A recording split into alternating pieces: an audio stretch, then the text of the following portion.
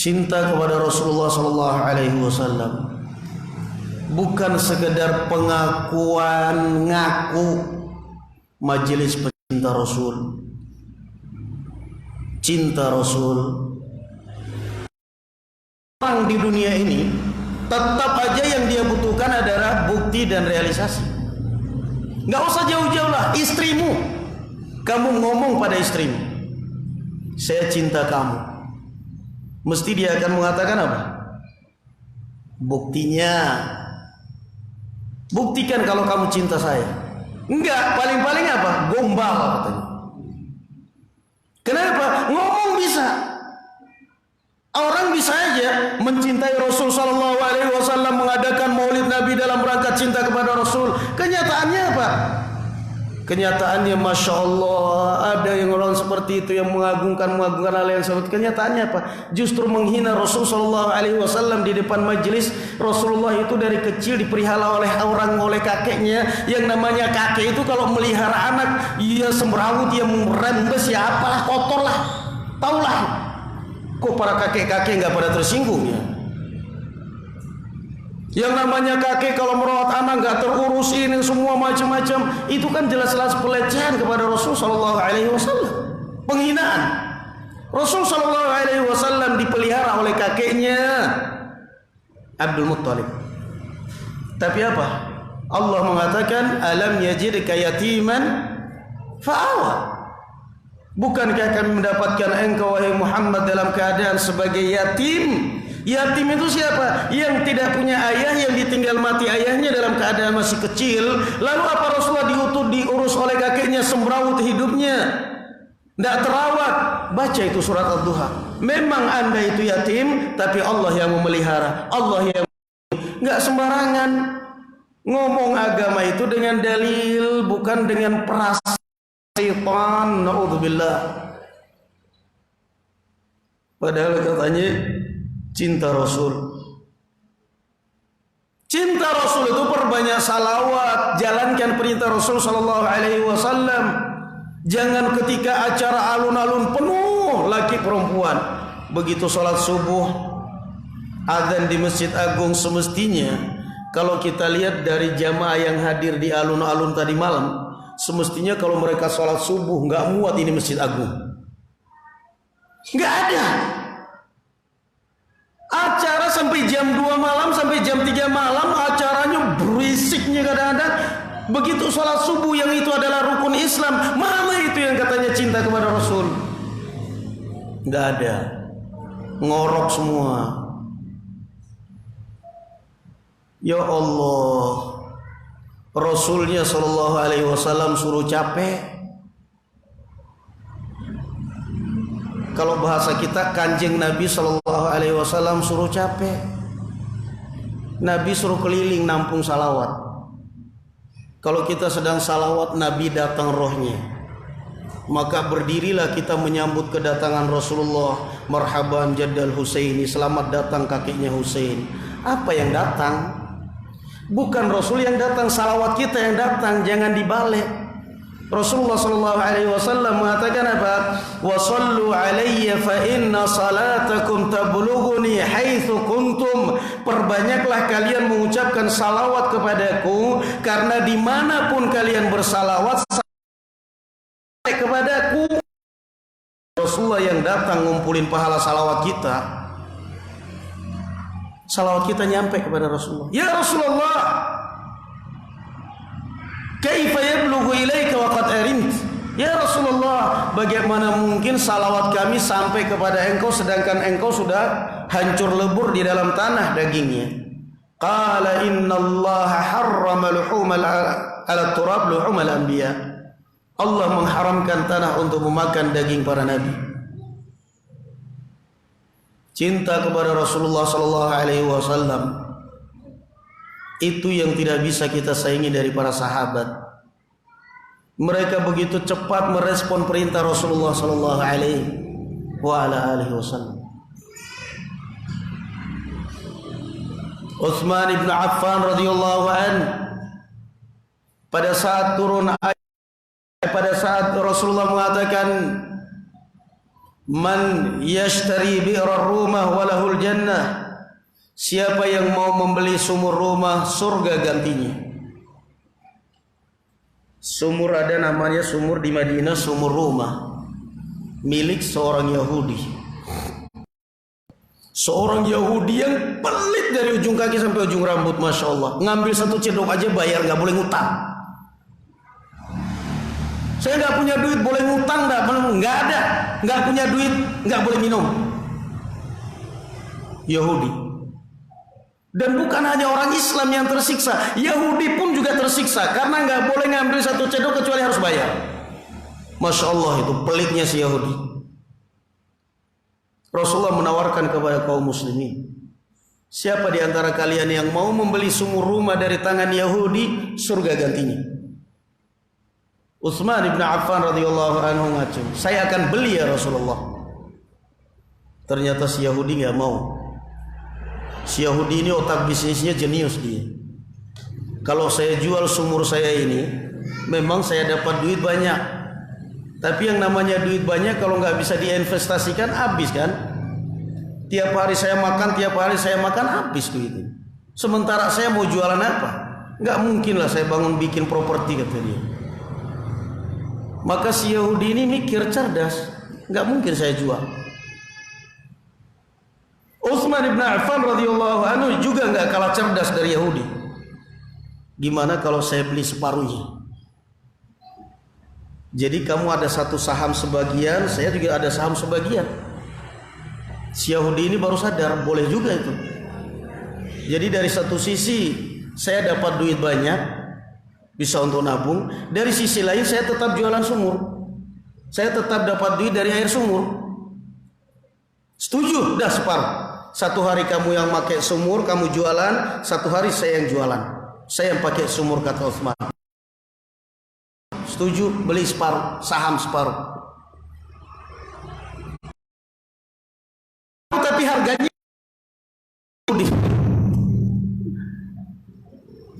selesai transaksi.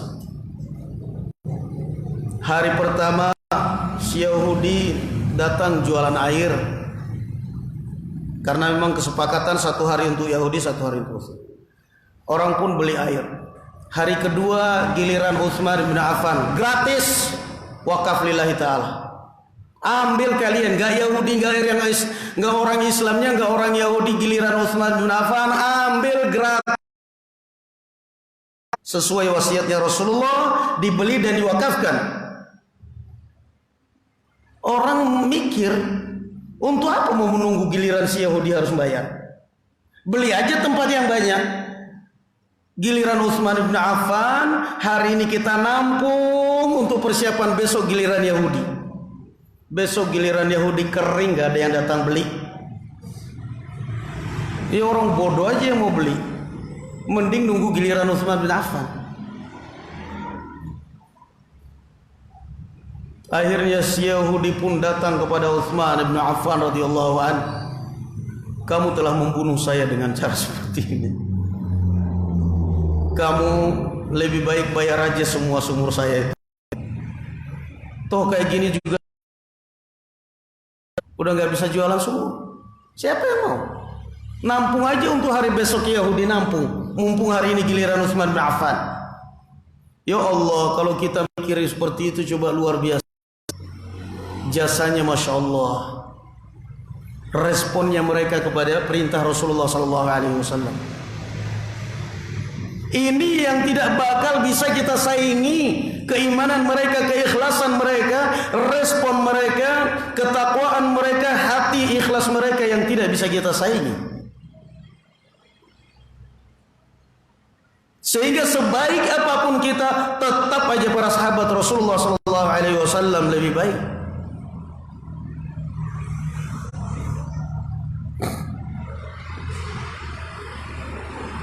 Mereka rela berkorban Rasulullah sekalipun.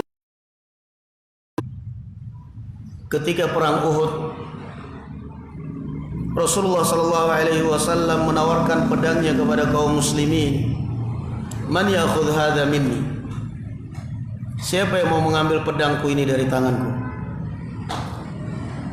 Semua para sahabat ngacung ingin mengambilnya.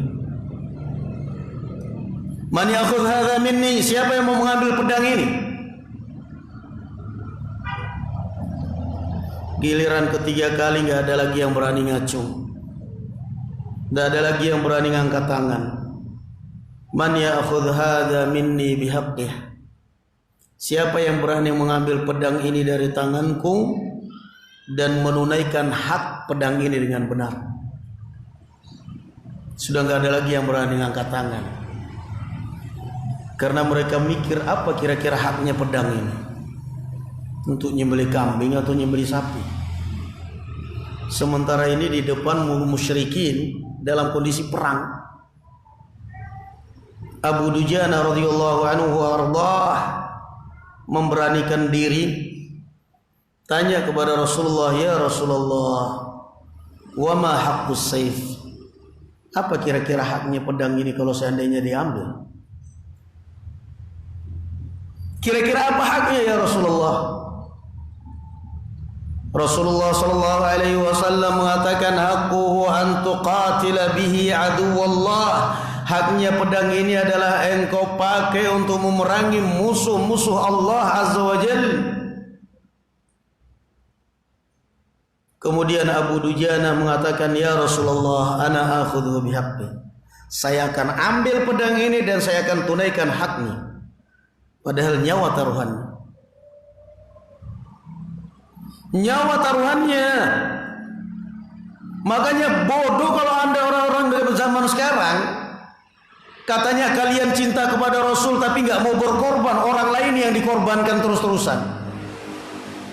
Kalau kalian cinta kepada Rasul, ayo bayar, ini ada air berkah, ini ada parfum berkah.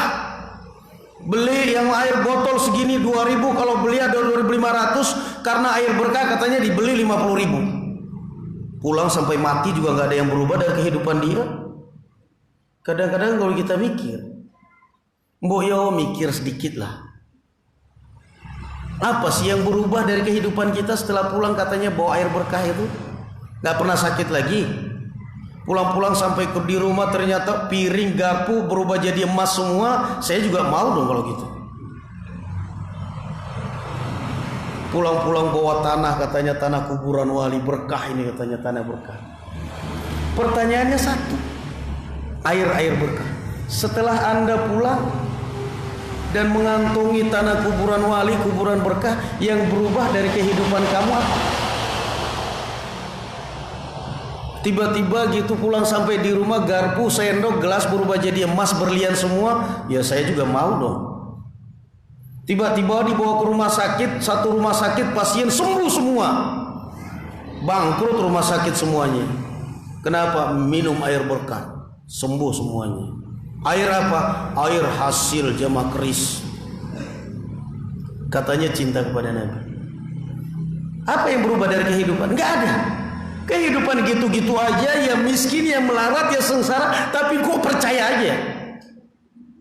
Cinta kepada Rasul sallallahu alaihi wasallam, berani berkorban sebagaimana para sahabat Rasulullah, bukan memperbodohi orang lain, bukan mengorbankan orang lain, bukan orang lain suruh berkorban. Dia yang kaya raya akhirnya. La. Abu Dujana contohnya. Ya Rasulullah, saya akan ambil pedang ini dan saya akan tunaikan hakmu. Diambil pedang itu oleh Abu Dujana. Kemudian Abu Dujana jalan, gaya sombongnya, gaya congkaknya, sampai-sampai kata Rasulullah sallallahu alaihi wasallam, wallahi inna hadhihi mishyatun yubghiduha Allah illa fi mithli hadzal mautin. Sampai-sampai Rasulullah mengomentari gaya jalannya Abu Dujana. Jalan dengan gayanya gitu sambil ngangkut pedangnya, sampai Rasulullah mengomentari, demi Allah, jalan yang seperti ini itu adalah jalan yang paling dibenci oleh Allah. Jalannya orang sombong. Tapi kalau dalam kondisi seperti ini bagus. Iya kan? Lah masa mau perang megang pistol jalan kayak gini lemes. Kayak orang kelaparan. Perlu gaya jalan itu. Sampai Rasulullah mengomentari jalannya Abu Dujana. Wallahi inna hadhihi mishyatun yubghidu Allah. Ini adalah jalan yang dibenci oleh Allah Azza wa Jalla. Tapi kalau dalam kondisi perang seperti ini, bagus. Teror kepada kaum musyrikin. Dipakailah pedang itu benar-benar ditunaikan haknya oleh Abu Dujana. Itu contoh para sahabat Rasulullah sallallahu alaihi wasallam, bagaimana kecintaan mereka, bagaimana mereka mencintai Rasulullah sallallahu alaihi wasallam. Di dalam Sahih Al-Bukhari Allah Ta'ala mengkisahkan bagaimana cerita Urwah bin Mas'ud Ats-Tsaqafi. Dia bersaksi bagaimana menyaksikan kecintaan para sahabat kepada Rasulullah sallallahu alaihi wasallam. Urwah bin Mas'ud Ats-Tsaqafi ini musyrik. Dan ketika tahun kedua Hijriah, Rasulullah sallallahu alaihi wasallam bermaksud hendak menunaikan umrah dengan para sahabatnya. Kemudian di Hudaybiyah dicegah oleh kaum musyrikin Makkah. Mereka tidak diperkenankan untuk memasuki kota Makkah. Sampai pada akhirnya Rasulullah sallallahu alaihi wasallam tahallul di Hudaybiyah, cukur rambut di Hudaybiyah, dan beliau menyelesaikan umrahnya di Hudaybiyah. Bahkan memotong pun di Hudaybiyah. Kenapa? Makanya itulah disyariatkan bagi orang yang umrah, orang yang haji, ketika dia bertalbiyah, fa in habastani fa mahalli haitsu habastani. Kalau saya terhalang untuk sampai di Makkah ya Allah, maka tempat tahallul saya di mana saja saya tertahan. Naam, orang mau umrah mau haji, ternyata ditipu oleh travelnya. Sampai di Jakarta keliling, pulang udah selesai umrah, udah selesai. Kenapa? Saya dari rumah start tahallulnya, niat saya kalau saya tertahan, maka tempat tahallul saya dimanapun saya tertahan. Tertahan di Dubai, tertahan di Malaysia, tertahan di mana? Gundur rambut sampai selesai pulang, udah tahallul. Kenapa? Niat saya begitu. Rasulullah mengajarkan begitu. Di mana saja kamu tertahan, maka tahallulnya kamu di tempat kamu tertahan. Sampai Rasulullah tahallul di Hudaybiyah. Orang-orang Makkah mengirim utusan untuk mengadakan perundingan dengan Rasulullah sallallahu alaihi wasallam. Di antara yang mereka utus adalah Urwah bin Mas'ud Ats-Tsaqafi radhiyallahu anhu. Apa namanya? Bukan. Beliau pada saat itu bukan muslim. Diutus. Apa kata Urwah bin Mas'ud? Annahu ja'ala yarmuqu ashaban Nabi sallallahu alaihi wasallam bi'ainihi. Dia pun melirik dan memperhatikan, mencermati para sahabat Rasulullah dengan kedua bola matanya. Dia memperhatikan. Dia musyrik, diutus oleh orang-orang Makkah untuk menghalau Rasulullah supaya jangan masuk Makkah, tapi dia juga takjub dan kagum dengan pengagungan para sahabat kepada Rasulullah sallallahu alaihi wasallam. Faja'ala yarmuqu ashaban Nabi sallallahu alaihi wasallam bi'aini. Qal, lalu dia berkata, fa wallahi, ini ada di dalam Sahih Bukhari 2731. Fa wallahi, demi Allah, ma tanakhama Rasulullah sallallahu alaihi wasallam nukhamatan illa waqa'at fi kaffi rajulin minhum. Subhanallah. Demi Allah, saya tidak melihat Rasulullah sallallahu alaihi wasallam buang liur kecuali jatuh di telapak tangan mereka, fadallaka biha wajhahu wa jildah. Lalu dia mengusapkannya di kulitnya, di wajahnya. Subhanallah, kecintaan yang luar biasa. Sampai ketika Rasulullah buang liur, kata beliau tidak terjatuh ke tanah, jatuh di telapak tangan mereka, perebutkan berkah. Lalu apa boleh kita melakukan ini kepada keturunan Nabi atau kepada ustadz kita, kepada kiai kita? Haram, tidak boleh. Mereka tidak pernah melakukan itu kepada Abu Bakar. Mereka hanya melakukan itu kepada Rasul sallallahu alaihi wasallam. Makanya mohon maaf ya, kadang-kadang sebagian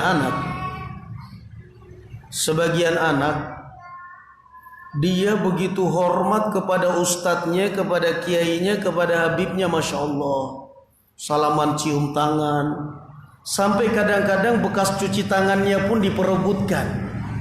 Cuci tangan diminum, kalau nggak diminum diusapkan di wajah, katanya apa? Berkah.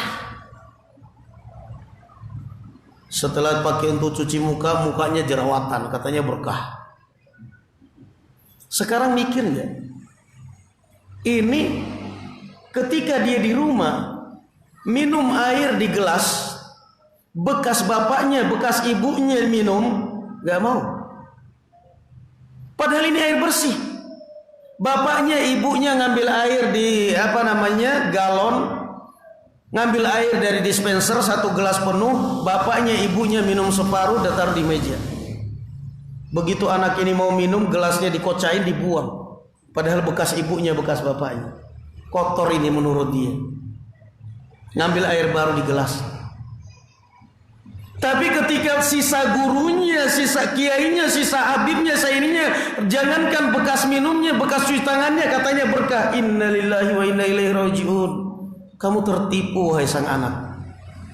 Semestinya orang tuamu yang harus kamu lebih hormati, yang harus kamu lebih muliakan daripada orang lain. Karena orang tuamu itulah yang membesarkan kamu. Karena orang tuamu itulah barakallahu fikum yang telah melahirkan kamu. Kalau kamu menghormati orang lain seperti itu, semestinya orang tuamu lebih kamu hormati daripada orang lain. Salaman, gurunya ketemu cium tangan, nggak berani langsung berbalik arah karena hormatnya. Setelah salaman, tangannya begini mundur ke belakang sampai kira-kira sudah nggak kelihatan jarak berapa meter atau seluar, baru berani balik arah. Tapi sama bapaknya, sama ibunya lagi makan aja berani dilompatin piringnya.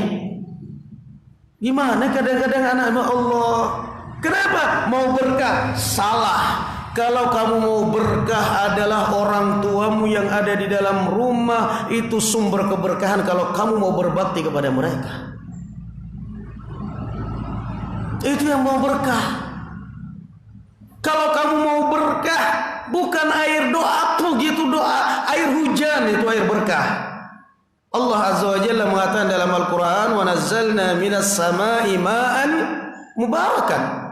Dan kami turunkan dari langit air yang penuh berkah. Tapi bukan ditampung. Abu Hurairah radhiyallahu anhu, Rasulullah sallallahu alaihi wasallam idza nazala al-matar hasara ba'd qamisi. Beliau sallallahu alaihi wasallam kalau turun hujan, beliau menyingkap sebagian gamisnya, menadah air hujan, kemudian dilapkan, digosokkan di badannya. Demikian pula Ibnu Abbas radhiyallahu anhu, bahkan terkadang beliau melepaskan gamisnya khusus, kemudian pakai gamis hujan-hujanan. Ketika ditanya, Rasulullah menjawab, innahu haditsu ahdin bi rabbih. Ini adalah makhluk yang baru saja Allah ciptakan dan baru saja Allah turunkan. Kata Imam Al-Qurtubi rahimahullah ta'ala dalam tafsirnya, fa'ala hadha an-nabiy sallallahu alaihi wasallam tabarrukan bima'il matar. Nabi sallallahu alaihi wasallam melakukan keberkahan dari air hujan, makhluk yang baru saja Allah ciptakan dan baru saja Allah turunkan. Berkah air hujan. Berkah itu air hujan. Subhanallah. Kalau mau air yang berkah itu air hujan. Kalau enggak air Zam-Zam. Bukan air yang ditiup. Entah doanya apa, wallahu alam. Yang jelas yang kelihatan cuma tuh gitu aja. Persaksian Urwah bin Mas'ud. Kata beliau, saya tidak pernah melihat, saya melihat Rasulullah tidak mengeluarkan liur, tidak meludah, kecuali mesti jatuh di telapak tangan mereka. Dan ingat sekali lagi, hinakan dirimu dengan melakukan ini kepada selain Rasulullah sallallahu alaihi wasallam. Tidak boleh. Para sahabat melakukan itu hanya untuk Rasulullah, bukan kepada Ali bin Abi Thalib radhiyallahu anhu. Kemudian kata beliau, Urwah bin Mas'ud melanjutkan kisahnya, wa idza amaruhum ibtadaru amrah. Setiap Rasulullah sallallahu alaihi wasallam mengeluarkan perintah, mereka bersegera menunaikan perintah itu. Sekarang mana kita di zaman sekarang yang katanya cinta kepada Rasul? Wa idza tawadda'a kadu yattatiluna ala wudu'ih. Kalau Rasulullah sallallahu alaihi wasallam berwudu, mereka hampir berantem ribut karena rebutan bekas air wudunya beliau sallallahu alaihi wasallam. Dan ingat sekali lagi, mereka hanya melakukan ini pada Rasulullah sallallahu alaihi wasallam. Kalau seandainya ini boleh dilakukan pada selain Rasulullah, mereka akan melakukannya kepada Ali bin Abi Thalib, kepada Abu Bakar, kepada Umar. Tetapi tidak. Jangan terkecoh. Ini wali yang melakukan ini wali. Tahu nggak kalian wali Allah? Wali. Wali bukan tauladan. Tauladan kita adalah Rasulullah sallallahu alaihi wasallam. Selain orang, sebagian orang kadang udah mendengar kisah wali, ada wali Allah, begini, masya Allah. Apa hubungannya? Tauladan kita itu bukan wali Rasulullah sallallahu alaihi wasallam. Siapa wali Allah itu? Mukmin. Orang salat yang ibadah itu wali Allah semuanya.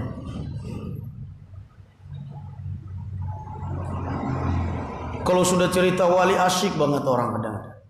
Tahu kalian ada wali Allah? Salat subuh dengan wudu salat isya. Hebat ya kira-kira. Salat subuh dengan wudu salat isya itu ada wali yang masya Allah.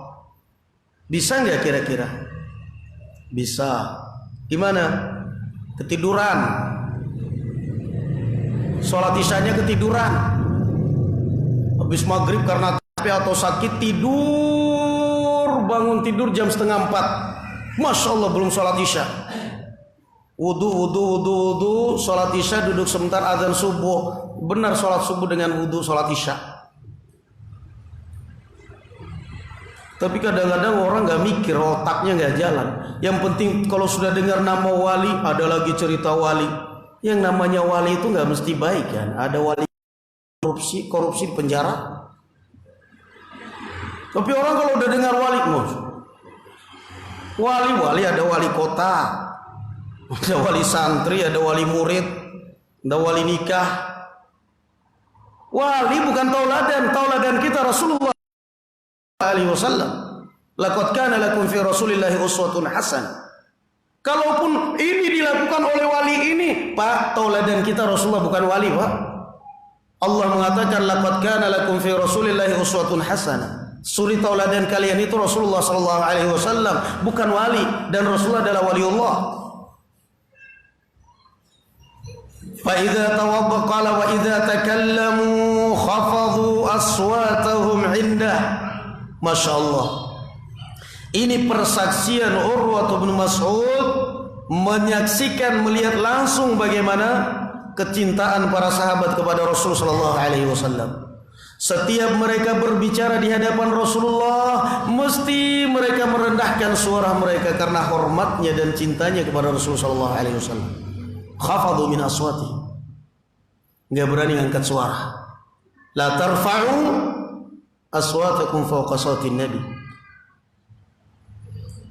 Wa idza wa ma yahudduna an-nadhara ilayhi ta'dhiman lah.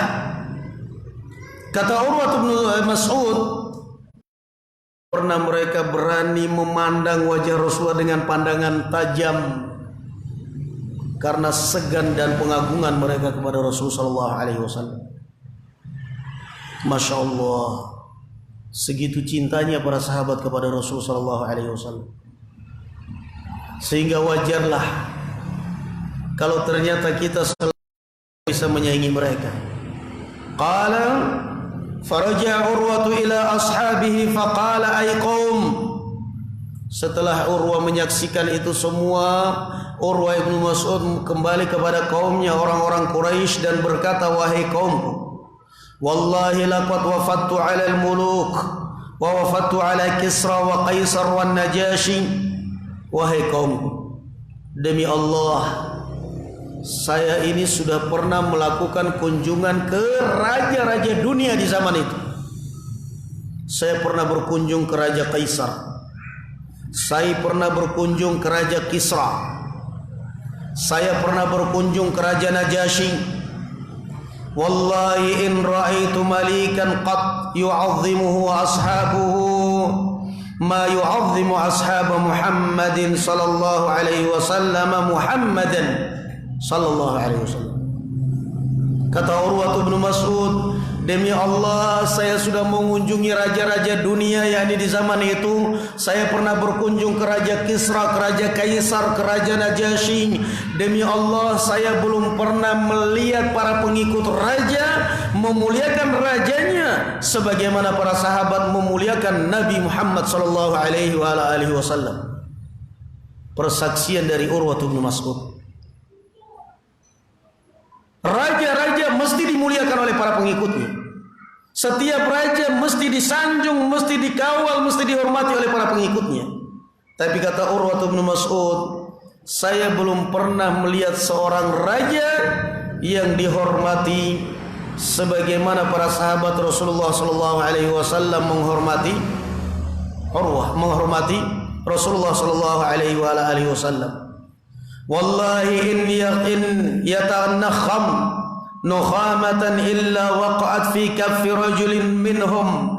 Kata Urwah bin Mas'ud, demi Allah, tidaklah beliau membuang liur kecuali jatuh di telapak tangan mereka. Fadallaka biha wajhahu wa jildah. Lalu dia mengusapkan ke kulitnya, ke wajahnya. Wa idza amarahum ibtadaru amrah.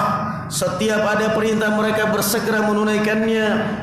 Wa idza tawadda'a kadu yaktatiluna ala wudhu'ih. Setiap beliau berwudu mereka hampir ribut tengkar karena berebutkan air wudunya. Wa idza takallamu khafadhu sawtah aswatahum 'indah wa ma yahudduna an-nazar ta'dhiman lah wa innahu qad 'arada 'alaikum khuttata rushdin faqbaluha. Masyaallah, Urwah bin Mas'ud dia gak bisa apa-apa akhirnya. Padahal ceritanya dia ini adalah diutus, dikirim oleh orang-orang Makkah untuk menghalangi Rasulullah dan para sahabat. Tapi ternyata begitu pulang setelah memperhatikan begitu besar pengagungan para sahabat kepada Rasulullah, pulang-pulang justru dia mengatakan kepada orang Quraisy, wa innahu qad arada 'alaikum khuttata rushdin faqbaluh. Dan saya melihat bahwa orang ini justru datang menawarkan yang terbaik untuk kita, mending kita terima saja. Tapi orang-orang Makkah tidak terima. Tidak terima. Datang lagi sampai akhirnya barakallahu fikum terakhir datang Suhail bin Amr. Mereka kemudian membuat perjanjian untuk boleh menunaikan umrah, boleh masuk Makkah dengan perjanjian-perjanjian yang curang dan culas. Makanya kalau kalian melihat ada aturan negara begini begitu, kok selalu merugikan negara sendiri, kok selalu menguntungkan luar, kok selalu udah nggak usah mikir itu. Mikir ibadah aja sudah susah kok kita. Sholat aja kadang-kadang khusyuk susah. Urusan negara bukan urusan kita. Kadang-kadang orang sampai nggak sholatnya nggak khusyuk. Kenapa? Mikirin negara. Ini ada peraturan begini, ada undang-undang begini, selalu menguntungkan negara luar, selalu merugikan masyarakat. Terserah. Yang penting urusan kita adalah beribadah kepada Allah Azza wa Jalla, dan kita mendoakan kebaikan untuk pemerintah kita. Tapi kalau mau koar-koar di luar, mau memprovokasi masyarakat, mau ngangkat senjata, mau demo, jangan. Nanti malah tambah rusak. Lihat dari kisah Hudaybiyah ini. datang Suhail bin Amr. Mereka membuat perjanjian. Boleh kalian masuk ke Makkah tapi tahun depan. Dengan berbagai macam perjanjian ditulis dalam dekret perjanjiannya itu. Ditulislah oleh Ali bin Abi Thalib radhiyallahu anhu ardhah. Bismillahirrahmanirrahim. Hadza ma kataba alaihi Muhammadun Rasulullah. Ditulis. Baru bismillahirrahmanirrahim aja sudah tidak terima ini utusan orang Quraisy, hapus. Kami nggak kenal apa itu bismillahirrahmanirrahim. Kenalnya bismikallahumma. Muhammadun Rasulullah. Inilah perjanjian yang ditulis oleh Muhammad Rasulullah. Kata dia, kalau kami tahu, kami percaya bahwa Anda adalah utusan Allah, tidak mungkin kami perangi Anda. Kalimat Rasulullah hapus, ganti dengan Muhammad bin Abdullah. Sampai Ali bin Abi Thalib radhiyallahu anhu berat untuk menghapusnya. Karena cintanya kepada Rasul sallallahu alaihi wasallam, subhanallah. Sementara dipaksa oleh Suhail bin Amr utusan orang Makkah hapus kalimat Rasulullah karena cintanya kepada Rasulullah tidak mau menghapusnya. Sampai kemudian Rasulullah mengambil dari tangan Ali bin Abi Thalib dan menghapusnya, menggantinya dengan bismikallahumma, kemudian Muhammad bin Abdullah, sesuai dengan permintaan orang musyrik. Tulis dalam dekret perjanjiannya apa? Di antaranya, kalau ada orang Makkah datang ke Madinah, masuk Islam, bergabung dengan kalian, wajib kalian kembalikan. Tapi kalau ada orang Madinah datang ke Mekah mau bergabung dengan kami, tidak bakal kami kembalikan. Menguntungkan siapa ini? Menguntungkan negara sendiri atau negara luar? Hah? Orang para yang kuar-kuar, dai-dai yang kuar-kuar ini, pemerintah jelek ini, mereka perlu belajar dari kisah Sulhul Hudaybiyah. Baca itu kisah perjanjian Hudaybiyah dari Rasulullah SAW. Kalau ada orang Makkah yang datang ke Madinah masuk Islam, wajib kalian kembalikan. Rasulullah tanda tangan. Yang bingung Rasulullah SAW yang setelah tanda tangan kemudian pulang ke Makkah, yang menjadi beban bagi Rasulullah adalah kalau yang datang ini wanita. Kalau laki-laki terserah, mau tidur di atas pohon, mau tidur di gua, mau tidur di padang pasir, terserah. Mau laki-laki kok. Kalau yang datang mukminah, perempuan, gimana? Masa dia sudah datang capek-capek dari Makkah, saya kembalikan lagi ke Madinah, sementara dia adalah perempuan, rawan. Maka kemudian Allah memberikan solusi. Coba lihat, selama orang itu bertakwa kepada Allah, mesti Allah bakal memberikan solusi. Ya ayuhan nabi, idza ja'akumul mu'minatu muhajiratin famtahinuhun. Wahai nabi, kalau datang kaum mukminah dengan tujuan hijrah dari Makkah ke Madinah, maka jangan kembalikan ke Makkah, tetapi famtahinuhunna, coba dites dulu keimanannya. Dia datang benar-benar mau masuk Islam, atau datang ternyata sekedar mata-matai kalian, sekedar mata-mata utusan orang Makkah. Kalau ternyata dia datang benar-benar mukmin, la tarji'uhunna ilal kuffar, jangan kalian kembalikan mereka ke Makkah. Mau apa lagi? Baru selesai tanda tangan Rasulullah SAW. Rasulullah baru selesai tanda tangan, menandatangani kesepakatan kalau ada orang Makkah datang ke Madinah wajib dipulangkan. Kalau ada orang Madinah datang di Makkah tidak akan kami pulangkan.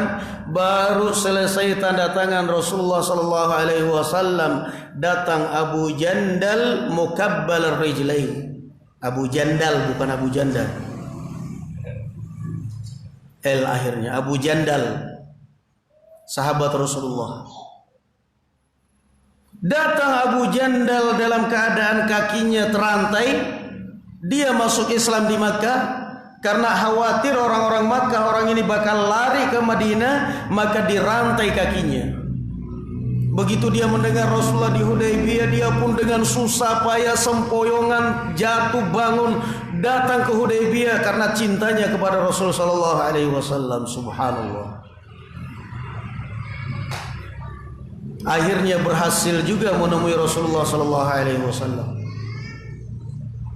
Baru selesai Rasulullah tanda tangan kesepakatan, datang Abu Jandal membaringkan dirinya di pangkuan Rasulullah sallallahu alaihi wasallam.